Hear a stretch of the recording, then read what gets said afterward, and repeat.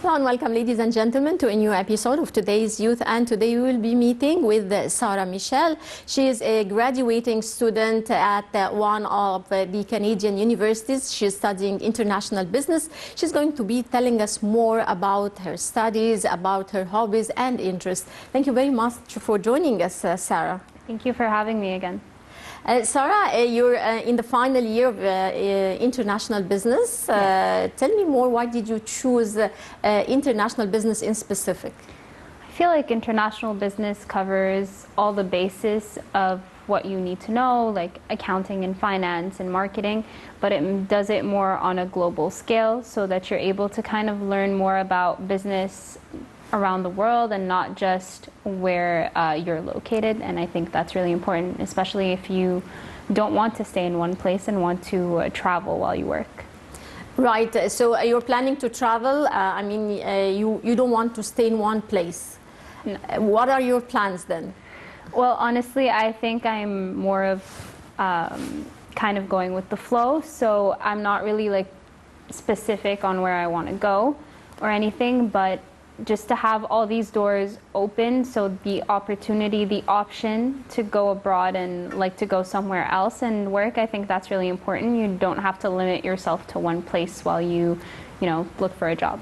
Yeah, Sarah, you went to Canada when you were 4. Yeah. Tell me about this experience being raised abroad and then coming back to Egypt, or coming back and forth between Egypt and Canada. Tell me more about this experience. Yeah, so as you said, I went when I was 4, so I was practically raised in Canada. However, my parents, they kept speaking to me in Arabic at home. Like, they insisted, even though it was kind of difficult for me to kind of be switching between languages every time I would go to school and come back. However, I think that's actually been more helpful. Like, I'm thankful for it now because I can now easily come to Egypt and speak with my friends and everything without any issues, or just interact with people normally. I don't have to worry about not understanding something, although obviously sometimes it's not super easy, but yeah, I just love coming here in the summer, especially when I grew up more. It was easier for me to find fun things to do. But before, when I was younger, it was a little bit more difficult because I couldn't do much on my own. So I'm actually really grateful that I got to experience both places so much.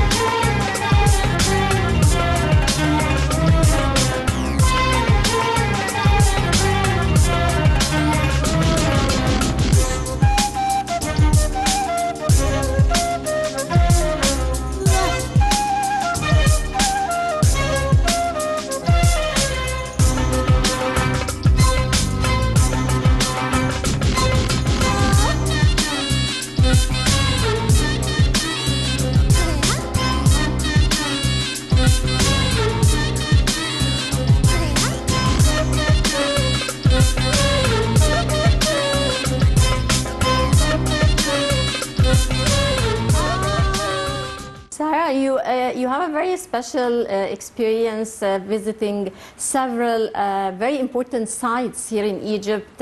You visited, I think, El Galala University, and you visited also maybe Abdin Palace, as you told me before. Tell me more about this experience and what were the most interesting sites that you visited here in Egypt.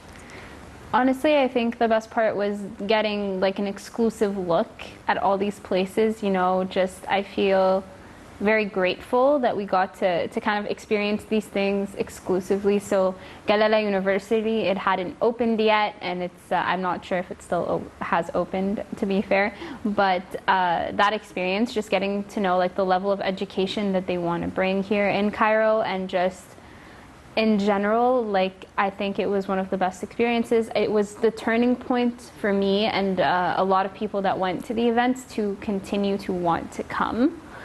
And I think it was really encouraging. As you said, Abdin Palace was also incredible. It was, we got a tour of basically the entire place, and it was amazing. It was like a museum. Mm-hmm. And yeah, there was also a lot of places. There was Wadi Degla. Yeah. And wow, okay, I can't really name them now, but yeah, there was just like, it's just kind of insane to kind of be able to see all these things with the ministry. Like you wouldn't really believe, like it wasn't in my plan to do these events, or I didn't even really know about it until I came 2 years ago in the summer, and I'm really happy that I decided to go. Sarah, being brought up, I mean, between two cultures, Egypt and Canada, how did this affect you, and how do you see the difference in cultures? Which culture did you adapt more to? So, just being brought up in Canada, I think it was a bit different, I think, because Canada is such a culturally diverse place. So it's not like I grew up just in the midst, just like alone. I didn't feel alone. There was a lot of Egyptians there. There was a big Egyptian community. And I didn't feel like I was struggling when I came here for both cultures. Of course, there are definitely some cultural differences, just like culture shock here, obviously, when you come from Canada. But I think I balanced them out pretty well. Like I feel like I'm able to take the good things from both cultures and just kind of combine them in how I behave or interact or just kind of carry myself. So I think that was kind of my experience with it.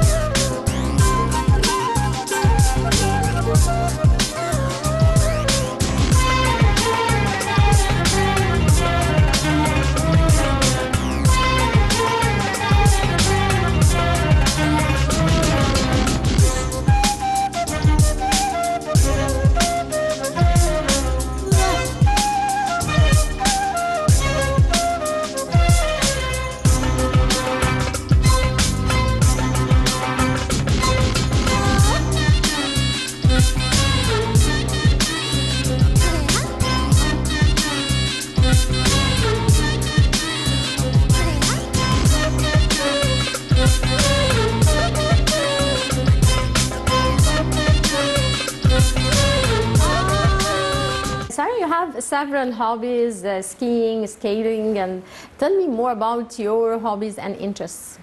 Yeah, so growing up in Canada, it's kind of a unwritten rule that you should know how to skate and ski. So you should learn that from a very young age. It's part of the most fun activities you can do in such a snowy country. So I particularly enjoy ice skating. I think it's one of my favorite sports and like one of the only sports I like to do.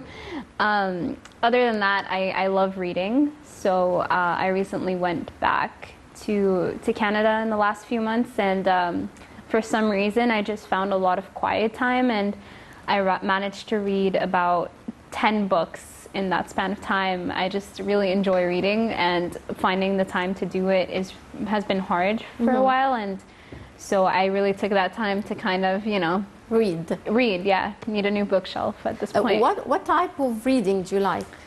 So I like to read just like fiction. So any story that I like read the summary and I find interesting, I just begin reading.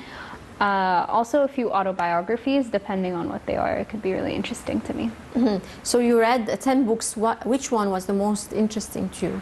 Oh, okay. So let's see. So I read this book called The Midnight Library, and it's about this woman who took up a lot of things in her life, and at some point she felt like she felt really depressed and she wanted to die, but then she gets taken to this midnight library where every time she opens a book, it takes her into a life that she could have chosen if she hadn't, you know, decided to say no to it. And it shows her what her life could have been. And the librarian tells her that if she likes a life, she can stay there instead of going to the afterlife. But she doesn't end up liking anything perfectly, but she wants to go back to her old life. So it's kind of a look into how we look back on things and say we should have done this, we should have done that, but really it's just to to realize that the life they have now is kind of what you're meant for, and you can improve it and make it better. And there are circumstances for other people that you might not see in your brain, and like reasons why these people haven't talked to you or missed your call, or why your life it is the way it is now. But really, you just want to improve the current life you have, not completely alter it. Yeah, so interesting. Yeah. So, do you think that reading adds an experience to you at this age? I think reading is a lost art in the age of social media. I think it's important to read. I think it's important to improve. In general, I don't read for I read for pleasure. Like, I don't read to learn anything specific, but it does help you improve in your writing. It does help improve in your communication. I think it's a really important thing to take up, and it is really interesting, and it helps with your imagination. And it's like watching a movie, but instead of watching pictures move around, you're just kind of reading the words instead and coming up with your own conclusions. Yeah. Right, we're going to go to this short break and we'll be right back.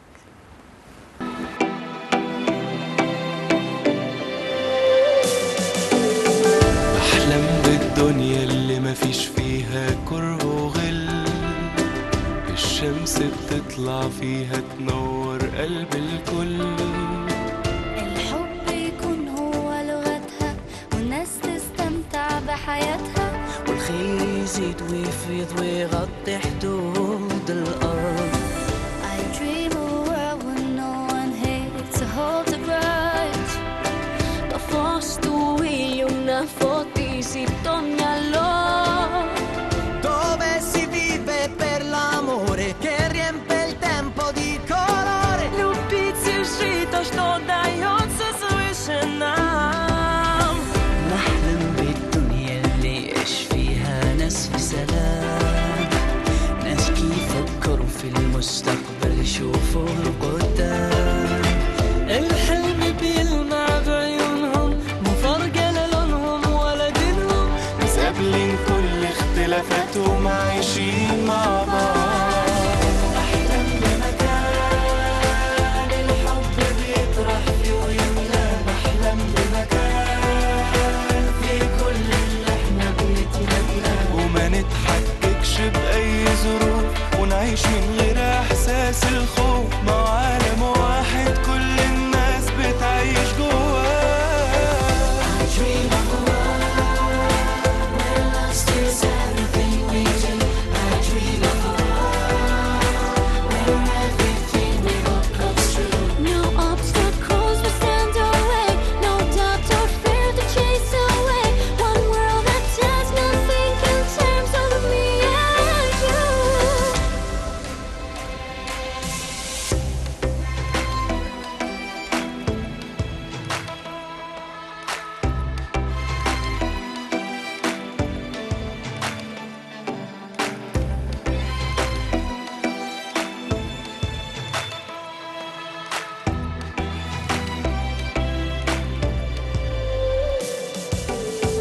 De braços dados e brilho em cada olhar, sorrindo juntos nós podemos ir além. 눈 감고 상상해봐요. 모두 따뜻한 세상. Novo mundo orientado para o bem. كلنا جايين من نفس الأب ونفس الأم، من حواء ومن آدم، من الآخر نفس الدم. هي حقيقة ولازم نرضى. كلنا راكبين مركب واحدة، أكيد رايحين نوصل مع بعض البر أمان. ख्वाब की दुनिया का जहाँ चैन हो अमन, हर किसी का कल खिला हो जैसे महका चमन. Tulivyoshikana siku za kale, kwa nini tena tutenganishwe? Natamani dunia yaliyo na umoja. I dream of a world where love steals everything we do. I dream of a world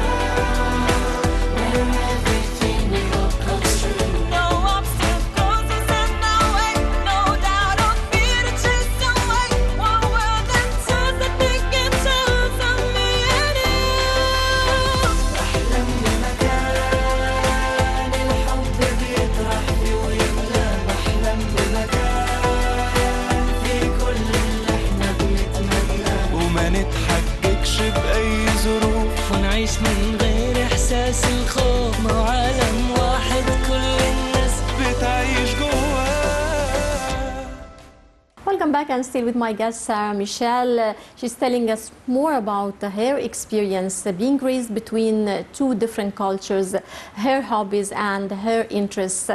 Sarah, continuing talking about your hobbies and reading and skating, what other hobbies do you love and you are willing to continue with? I like drawing. I sometimes draw in my free time. It's nothing special. I don't think I have like a talent for it or anything, but I think it's good to just kind of, if you like something, to try it out at least. So I do like to draw. It's a very common one, but I do like my like movie nights and my TV shows. I'm very passionate about these things, and I watch a lot of things, and I think that's mostly it. So you like watching movies, and tell me, what type of movies do you watch? Do you watch Egyptian movies or?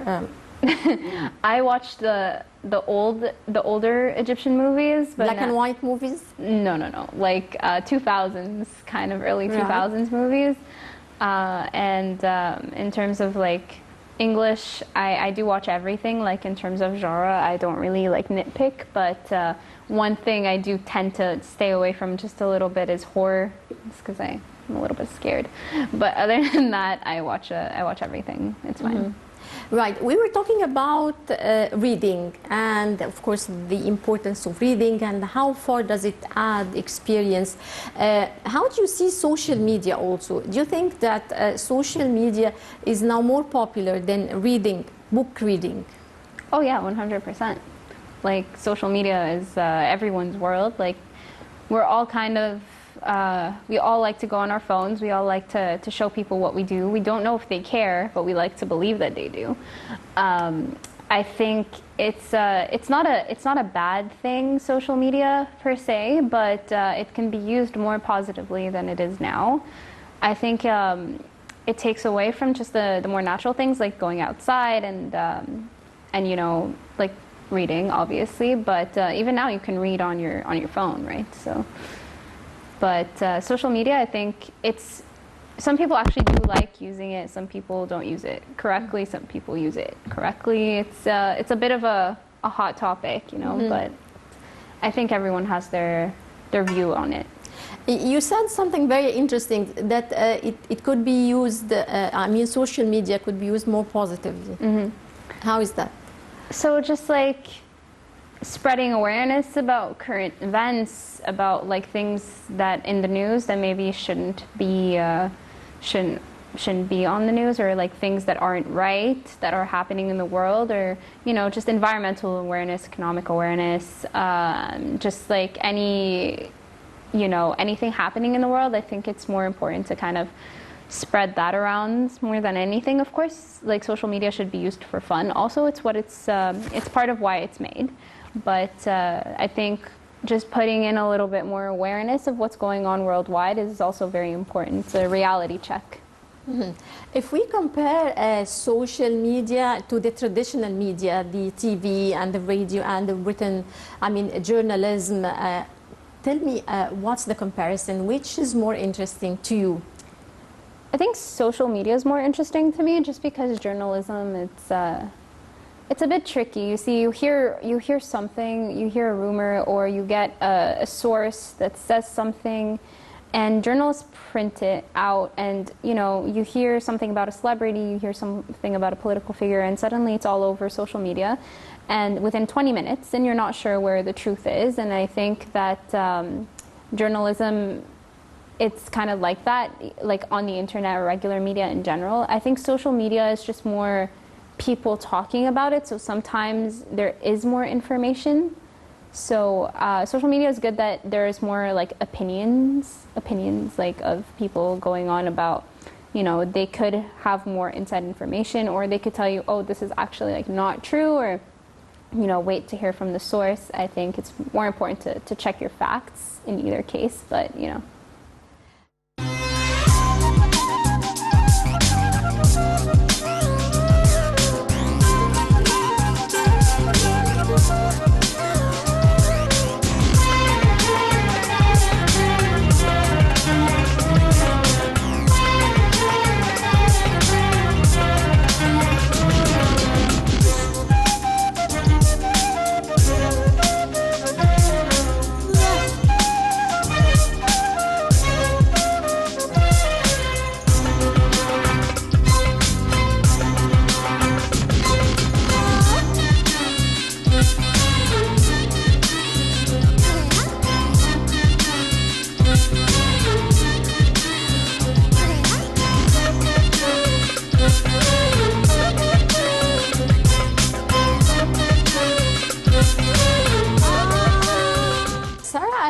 has been going here in Egypt with regards to youth? A lot of attention has been given to youth by the Egyptian leadership. We have the presidential leadership program. We have also a lot of conferences dedicated to the youth conferences, the International Youth Forum. How do you see the significance of gathering youth from different countries, from different cultures in one place? How far does this have a positive impact on youth, in your opinion? I think it's important for youth to meet and relate to each other and make connections and, you know, just have each other's back, you know, kind of if you go somewhere, you can connect with these people when you're there, you can rely on them and, you know, vice versa. And it's important to just kind of know what everyone's going through or they're going the same things as you, get some tips on how to do things differently or maybe think about what you want to do with yourself as well. Right. Since you're studying business and economics, tell me your opinion. How do you see the world economy nowadays, and specifically after the current events that taking place around the world, like the Russia-Ukraine war and so on? How does such events affect world economy? So just based on everything that's going on, so COVID and obviously like the war with Ukraine and Russia. And the COVID, of course. Yeah, so I think everything with COVID is kind of like countries are starting to kind of get their groove back. So coming back to normal just a little bit in terms of that. But you're also seeing a lot of people struggling with, you know, there was a part of it where you're like staying home and you're doing schoolwork and now you have to go out and go to work instead of doing your work at home or going to university, like fully like getting up and getting ready. And I think there's some positivity to that because we do want to get up and get ready, but I think it's really hard to go back to normal for everyone. So people who are working, students, everyone, it's really hard to go back to a certain time where what was normal for you. And in terms of the economy, I think just politically around the world, something's going on, and I think it's affecting how everything is being done. You feel like there is a shortage of everything everywhere, and it's taking months for that shortage to stop. And I think with just like normal things, like you're going shopping for something and it's been sold out for 4 months, which is not really possible, right? Because you're supposed to get stock continuously. And I think that's something that's going on like worldwide. When I was in Canada, it was happening, and I've listened to people that I know around talk about it. It's not really, I think we're heading into a little bit of a difficult patch, but hopefully we'll come back stronger once things normalize a little bit more. Because after, even with COVID, there were issues with the economy, and now there's again issues with the economy. So it's kind of like a double hit right now. So we kind of just need to work through and think a little bit more smart about how we want to spend our money and what are the most important things to take care of at this moment in time. Right. Sarah, finally, what's a message that you would like to send to the youth from your place here? I mean, stay strong. It's a tough time we're going through, but I think you're all kind of staying positive, right? You're all traveling around, so, you know, have fun and just try to enjoy being young while you can, because the world is kind of a bit on the ice right now. Right. Well, I would like to thank you very much, Sarah Michelle, international business student. All the best of luck. And dear viewers, with this we come to the end of this edition of Today's Youth. Don't forget to join us next week, same time. Till then, it's goodbye.